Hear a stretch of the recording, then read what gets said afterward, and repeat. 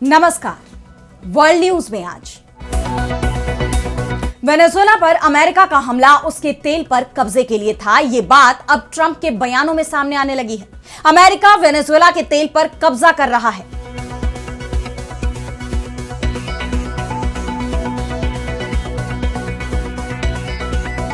Trump Venezuela के तेल पर कब्जे की कोशिश में है तो अमेरिका के अंदर ही ट्रंप की नीति का विरोध हो रहा है। वेनेजुएला पर हमले के खिलाफ अमेरिका में ही सवाल उठ रहे हैं, जिसके बाद ट्रंप को डर लग रहा है। अमेरिका में इसी साल मध्यावधि चुनाव है। जो सर्वे सामने आ रहे हैं उसमें ट्रंप की पार्टी रिपब्लिकन की हार बताई जा रही है, जिसके बाद माना जा रहा है कि ट्रंप के खिलाफ आएगा महाभियोग। ट्रंप भी ये बात कह रहे हैं कि उन्हें महाभियोग लगाकर हटाने की कोशिश हो सकती है। इस पर हम करेंगे विस्तार से चर्चा, लेकिन आइए जरा उन खबरों को भी देख लें जिन पर आगे होगी बात। ग्रीनलैंड पर कब्जे की तैयारी में अमेरिका, व्हाइट हाउस का बयान, सेना का भी हो सकता है इस्तेमाल। यूरोपीय देशों ने डेनमार्क के समर्थन में जंग की दी धमकी। ईरान में नहीं थम रहे सरकार विरोधी प्रदर्शन, सर्वोच्च नेता खामेनेई बोले आवाम ही देगी दंगाइयों को जवाब। अमेरिका और इजरायल के बयानों ने बढ़ाई जंग की आशंका। यूरोपीय देशों ने यूक्रेन को दी सुरक्षा की गारंटी, पेरिस में हुआ अहम समझौता। रूस हो सकता है नाराज, यूक्रेन युद्ध रोकने की कोशिशों में जुटा अमेरिका। और चलते चलते में देखेंगे 63 दिन अंधेरी गुफा में रहने से इंसान के साथ क्या हुआ, चौंकाने वाला खुलासा। इन सभी खबरों पर हम विस्तार से करेंगे बात, लेकिन पहले एक नजर हेडलाइंस पर। नेपाल में ओली, प्रचंड और देउबा की पार्टियों में गठबंधन मुमकिन, सीट बंटवारे और स्ट्रैटेजी पर बातचीत जारी। 20 दिन बाद ऊपरी सदन का होगा चुनाव। वेस्ट बैंक को 2 हिस्सों में बांटने की तैयारी में इजरायल, विवादित बस्ती के निर्माण का रास्ता साफ। गजा के बाद वेस्ट बैंक में भी संघर्ष छिड़ने की आशंका। ताइवान पर हमले की तैयारी में चीन, ताइवानी रक्षा मंत्रालय का दावा। चीन के 9 एयरक्राफ्ट ने पार की रेड लाइन, 6 वेसल और 1 शिप एक्टिव, क्षेत्र में बढ़ा तनाव। उस्मान हादी की जान लेने के मामले में बांग्लादेश पुलिस का नया पैंतरा, चार्जशीट में चौंकाने वाले खुलासे। कहा यह एक राजनीतिक साजिश जिसकी नींव सिंगापुर में रखी गई। तो वेनेजुएला में अमेरिकी कार्रवाई पर विवाद बढ़ता जा रहा है। कई देशों ने राष्ट्रपति डोनाल्ड ट्रंप के इस फैसले की निंदा की है, तो अपने ही देश में भी वो बुरी तरह घिर गए हैं। विपक्षी दल डेमोक्रेट से लेकर कई अहम शख्सियतों ने इस कदम को गलत बताया है। इस बढ़ते विरोध से अब अमेरिकी राष्ट्रपति की घबराहट भी साफ दिखाई दे रही है। उन्हें महाभियोग की चिंता सता रही है। हाउस रिपब्लिकन कॉन्ग्रेस रिट्रीट में ट्रंप ने खुद ही अपनी चिंता जाहिर की है। उन्होंने मध्यावधि चुनाव का जिक्र करते हुए कहा कि अगर रिपब्लिकन पार्टी नवंबर में हाउस में बहुमत नहीं रख पाती तो डेमोक्रेट्स महाभियोग के जरिए उन्हें राष्ट्रपति पद से हटा देंगे। ट्रंप के फैसलों के बढ़ते विरोध के बीच आए उनके इस बयान को काफी अहम माना जा रहा है। हालांकि वेनेजुएला को लेकर उनके रुख में कोई बदलाव नहीं आया है। अब उन्होंने वेनेजुएला के तेल को लेकर बड़ा ऐलान किया है। ट्रंप ने कहा है कि वेनेजुएला से अमेरिका को 30 से 50 मिलियन बैरल तेल मिलने जा रहा है। इससे होने वाली कमाई मेरे नियंत्रण में होगी और दोनों देशों के फायदे के लिए इस्तेमाल की जाएगी। उनके इस बयान से साफ है कि आखिरकार वो वेनेजुएला के तेल पर अपना कब्जा जमाने में कामयाब हो गए हैं, जो उनका असली मकसद था। और वो यहीं नहीं रुके।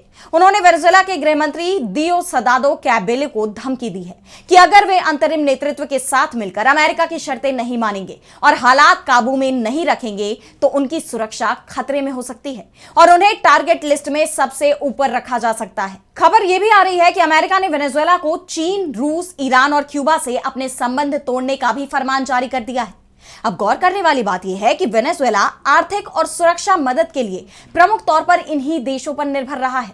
ऐसे में यह कदम अमेरिका के लिए वेनेजुएला पर पूरा कंट्रोल हासिल करने के लिए बेहद जरूरी माना जा रहा है, और वो भी उन हालात में जहां चीन राष्ट्रपति मादुरो की रिहाई की मांग कर रहा है तो रूस ने अटलांटिक सागर में पनडुब्बी और अन्य नौसैनिक जहाज उतार दिए हैं। कोलंबिया के राष्ट्रपति पेट्रो तो ट्रंप को खुली चुनौती दे ही चुके हैं कि आओ मुझे ले जाओ, मैं इंतजार कर रहा हूं। संयुक्त राष्ट्र ने भी अमेरिका के इस एक्शन पर सवाल उठाए हैं। यूएन महासचिव एंटोनियो गुटेरेस ने चिंता जाहिर करते हुए कहा है कि मादुरो की गिरफ्तारी वेनेजुएला ही नहीं पूरे इलाके को अस्थिर कर सकती है। अब देखना यह होगा कि बढ़ते विरोध को देखते हुए क्या ट्रंप के तेवर नरम पड़ेंगे या वेनेजुएला के खिलाफ उनकी आक्रामक कार्रवाई जारी रहेगी। और अब बढ़ते हैं अगली खबर की तरफ, जहां हम बात करेंगे ग्रीनलैंड को लेकर अमेरिका और यूरोपीय देशों में शुरू हुए टकराव की। तो अमेरिकी राष्ट्रपति डोनाल्ड ट्रंप, जो वेनेजुएला के राष्ट्रपति मादुरो को अगवा कर पहले से ही घिरे हुए हैं, उनकी नजर अब ग्रीनलैंड पर टिक गई है। लेकिन उनके लिए ग्रीनलैंड पर कब्जा आसान नहीं होने वाला, क्योंकि वेनेजुएला के पास भले ही अपनी रक्षा के लिए जरूरी हथियार नहीं थे, लेकिन ग्रीनलैंड के पास नेटो का सुरक्षा कवच है। क्योंकि ग्रीनलैंड डेनमार्क का स्वायत्त क्षेत्र है और डेनमार्क नाटो का सदस्य देश। ऐसे में अब जिस तरह अमेरिकी राष्ट्रपति डोनाल्ड ट्रंप ग्रीनलैंड को अमेरिका में मिलाने का राग अलाप रहे हैं, उस पर डेनमार्क तो पहले से ही भड़का हुआ है। डेनमार्क की पीएम फ्रेडरिक्सन साफ कह चुकी हैं कि हमारा देश बिकाऊ नहीं है, और अब इसे लेकर यूरोपीय देशों का भी गुस्सा फूट पड़ा है। 8 यूरोपीय देशों के नेताओं ने ग्रीनलैंड का पुरजोर समर्थन किया है। France, Germany, Italy, Poland, Spain, Denmark और ब्रिटेन के नेताओं ने एक संयुक्त बयान जारी कर अमेरिका की इस योजना की कड़ी निंदा की। इन देशों ने अमेरिका को सीधी चेतावनी दे दी है कि ग्रीनलैंड यहां के लोगों का है। डेनमार्क और ग्रीनलैंड से जुड़े मामलों पर फैसला करने का अधिकार सिर्फ डेनमार्क और ग्रीनलैंड का है। आर्कटिक में किसी देश की सुरक्षा नाटो सहयोगियों के साथ मिलकर हासिल की जानी चाहिए। अगर अमेरिका ने ग्रीनलैंड पर कब्जा करने की कोशिश की तो ये यूरोप के साथ युद्ध के समान होगा। यानी ग्रीनलैंड को लेकर यूरोप और अमेरिका आमने सामने आ गए हैं। ऐसे में अगर अमेरिका ने अपने कदम पीछे नहीं खींचे तो नाटो के अन्य सहयोगी और अमेरिका के बीच जंग तय है। लेकिन ट्रंप पीछे हटने को तैयार नहीं दिख रहे। पहले तो उन्होंने ग्रीनलैंड पर कब्जा करने की अपनी इच्छा जताई, जोर देकर कहा कि ग्रीनलैंड पर अधिकार अमेरिका की सुरक्षा के लिए बेहद जरूरी है। और अब व्हाइट हाउस ने साफ कर दिया है कि अमेरिका इसके लिए सेना का भी इस्तेमाल करने से पीछे नहीं हटेगा। व्हाइट हाउस ने कहा कि अमेरिकी राष्ट्रपति डोनाल्ड ट्रंप ग्रीनलैंड को हासिल करने के लिए सैन्य बल के इस्तेमाल समेत कई विकल्पों पर विचार कर रहे हैं। अमेरिका के इस बयान को यूरोपीय देशों की चेतावनी के जवाब के रूप में देखा जा रहा है। यानी ग्रीनलैंड पर कब्जे के लिए अगर जंग भी लड़नी पड़े तो अमेरिका इसके लिए तैयार है, जिससे साफ है कि दुनिया जल्दी ही नाटो और अमेरिका में जंग की गवाह बन सकती है, जो मौजूदा हालात में वाकई में डराने वाला है। और अब आगे बढ़ते हैं और बात करेंगे ईरान की। तो ईरान के supreme leader Ayatollah Ali Khamenei के खिलाफ प्रदर्शन तेज होते जा रहे हैं। पूरे ईरान में विरोध प्रदर्शन हो रहे हैं।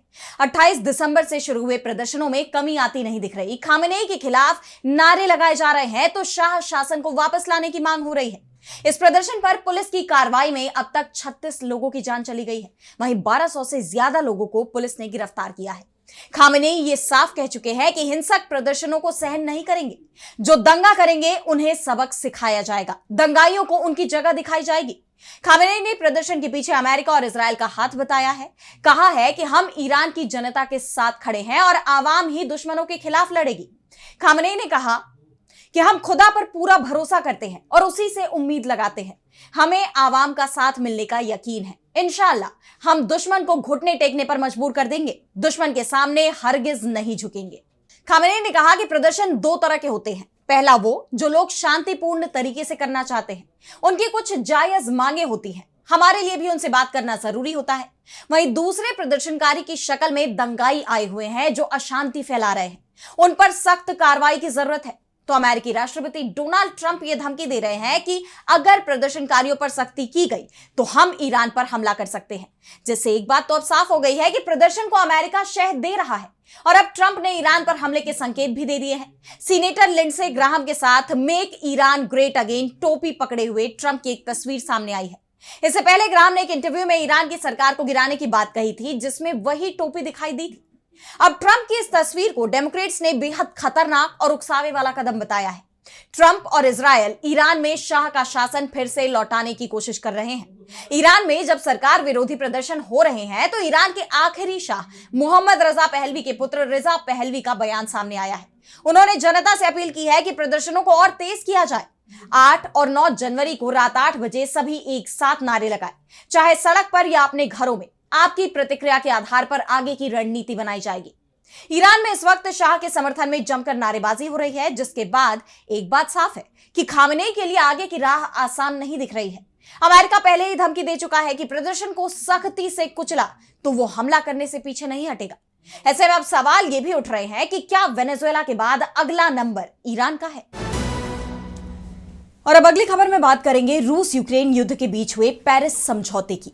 तो अमेरिकी राष्ट्रपति डोनाल्ड ट्रंप लंबे वक्त से रूस और यूक्रेन के बीच युद्ध विराम के लिए सहमति बनाने की कोशिशों में जुटे हुए हैं, लेकिन अब तक उन्हें कोई कामयाबी नहीं मिली। और इस बीच यूरोपीय देश एकजुट रूप से यूक्रेन के साथ आ गए हैं। उन्होंने यूक्रेन को अपना समर्थन देने के लिए एक समझौता भी किया है, जिसका नाम कोएलिशन ऑफ द विलिंग रखा गया, जिसके बाद अमेरिका के युद्ध विराम प्रस्ताव पर संकट बढ़ता जा रहा है। यूक्रेन के राष्ट्रपति वोलोदिमीर ज़ेलेंस्की की यूरोपीय देशों के साथ पेरिस में बैठक हुई है, जिसमें यूरोपीय सहयोगियों के साथ ही अमेरिकी प्रतिनिधिमंडल भी शामिल था, जिसमें स्टीव विटकॉफ और जेरेड कुशनर मौजूद रहे। इस दौरान रूस यूक्रेन युद्ध को खत्म करने, सुरक्षा गारंटी, युद्ध विराम की निगरानी और देश के पुनर्निर्माण पर विचार किया गया और कई अहम मुद्दों पर सहमति भी बनी है, खासतौर पर यूक्रेन की सुरक्षा गारंटी। सीजफायर को लेकर ज़ेलेंस्की की यह सबसे बड़ी मांग है। ब्रिटेन और फ्रांस ने एक डिक्लेरेशन ऑफ इंटेंट पर हस्ताक्षर किया है और उन्होंने इस बात पर सहमति जताई है कि अगर यूक्रेन और रूस के बीच सीजफायर होता है तो भी उनकी सेनाएं यूक्रेन की मदद के लिए मौजूद रहेंगी। बैठक के बाद ब्रिटेन के प्रधानमंत्री कीयर स्टारमर ने कहा कि यह समझौता यूक्रेन के साथ लंबे समय तक खड़े रहने की उनकी प्रतिबद्धता का हिस्सा है। इसके तहत ब्रिटिश, फ्रांसीसी और अन्य सहयोगी देशों की सेनाएं यूक्रेन की जमीन पर काम कर सकेंगी। युद्ध विराम के बाद ब्रिटेन और फ्रांस यूक्रेन में सैन्य ठिकाने बनाएंगे। इन ठिकानों में हथियारों और सैन्य उपकरणों के लिए सुरक्षित सुविधाएं होंगी ताकि भविष्य में रूस की किसी भी आक्रामक कार्रवाई को रोका जा सके। दरअसल ज़ेलेंस्की इस बात की आशंका जताते रहे हैं कि रूस सीजफायर के बाद भी यूक्रेन पर सैन्य कार्रवाई कर सकता है, लेकिन अब ब्रिटेन और फ्रांस के इस कदम से उनकी चिंता दूर हो सकती है। हालांकि इस दौरान ब्रिटिश पीएम ने यह भी चेतावनी दी है कि शांति समझौता तभी मुमकिन है जब रूसी राष्ट्रपति व्लादिमीर पुतिन समझौते के लिए तैयार हो। उन्होंने यह भी दावा किया है कि रूस के हालिया कदम ये नहीं दिखाते हैं कि पुतिन शांति चाहते हैं। हालांकि विटकॉफ ने इस बैठक को राष्ट्रपति डोनाल्ड ट्रंप के युद्धविराम प्रस्ताव को आगे बढ़ाने की दिशा में अहम कदम बताया है, लेकिन जो गारंटियां यूरोपीय देशों ने अमेरिका ने यूक्रेन को दी हैं, उसे लेकर सवाल यह है कि क्या पुतिन इन्हें मंजूर करेंगे। उनकी सहमति फिलहाल मुश्किल नजर आ रही है। बहरहाल अब देखना यह होगा कि अमेरिका इस युद्ध को रोकने के लिए आगे क्या कदम उठाता है। और अब चलते चलते मैं बात करेंगे बायोलॉजिकल क्लॉक की। तो जरा सोचिए कि आपको एक ऐसी जगह पर छोड़ दिया जाए जहां न सूरज की रोशनी हो, न हाथ में घड़ी हो और ना ही बात करने के लिए कोई इंसान। आप कब सो रहे हैं और कब जाग रहे हैं, इसका फैसला आप नहीं बल्कि आपका दिमाग कर रहा है। तो आपको कैसा लगेगा? साल 1962 में ऐसा वाकई में हुआ और इसे मुमकिन कर दिखाया फ्रांस के भूवैज्ञानिक मिशेल सिफरे ने। तो हुआ ये कि सिफरे फ्रेंच आल्प्स की एक बर्फीली गुफा में उतरे। इरादा था सिर्फ कुछ दिन रहने का, लेकिन जुनून उन्हें 2 महीने तक वहां ले गया। गुफा के अंदर के हालात किसी भी नर्क से कम नहीं थे। खून जमा देने वाली ठंड, हर तरफ नमी और सन्नाटा। उनके पास ना कोई कैलेंडर था और ना ही वक्त जानने का कोई जरिया। उनके पैर हमेशा गीले रहते, शरीर का तापमान गिर रहा था। लेकिन सिफरे एक बड़े वैज्ञानिक सच की तलाश में थे। जब 2 महीने बाद सिफरे बाहर आए तो जो सच सामने आया उसने पूरी दुनिया को हिला दिया। सिफरे को लग रहा था कि अभी उनके प्रयोग के कई दिन बाकी हैं, जबकि हकीकत में 2 महीने बीत चुके थे। उन्हें लगा कि उन्होंने सिर्फ 25 दिन बिताए हैं। बिना सूरज की रोशनी के उनका दिमाग समय का हिसाब खो चुका था। उनका सोने जागने का चक्र यानी स्लीप साइकिल पूरी तरह गड़बड़ा गया था। कभी वो घंटों जागते रहते तो कभी एक बार में ऐसी नींद सो जाते जो खत्म होने का नाम नहीं लेती। लेकिन इस प्रयोग का नतीजा क्या रहा, इससे क्या निकल कर सामने आया? तो इस प्रयोग ने क्रांतिकारी खोज को जन्म दिया। पहले लोग समझते थे कि हम सूरज की रोशनी को देखकर जागते या सोते हैं, लेकिन सिफरे ने यह साबित कर दिया कि हमारे शरीर के अंदर अपनी एक बायोलॉजिकल क्लॉक होती है। इसी खोज ने विज्ञान की एक नई शाखा को जन्म दिया, जिसे आज हम क्रोनोबायोलॉजी कहते हैं। और आज हम जो जेट लैग, शिफ्ट में काम करने के नुकसान या नींद की बीमारियों के बारे में जानते हैं, उसकी नींव सिफरे ने उसी अंधेरी गुफा में डाली थी। उनका यह तरीका बेहद जोखिम भरा और जानलेवा हो सकता था, लेकिन उस अंधेरे ने विज्ञान की दुनिया में एक ऐसी रोशनी फैलाई जिसने मानव शरीर को देखने का हमारा नजरिया हमेशा के लिए बदल दिया। आपको कैसी लगी ये रिपोर्ट हमें कमेंट सेक्शन में बताइए। लेकिन फिलहाल वर्ल्ड न्यूज में इतना ही। इसी के साथ अब मुझे दीजिए इजाजत और देश दुनिया की तमाम बड़ी खबरों के लिए आप देखते रहिए डीबी लाइव। नमस्कार।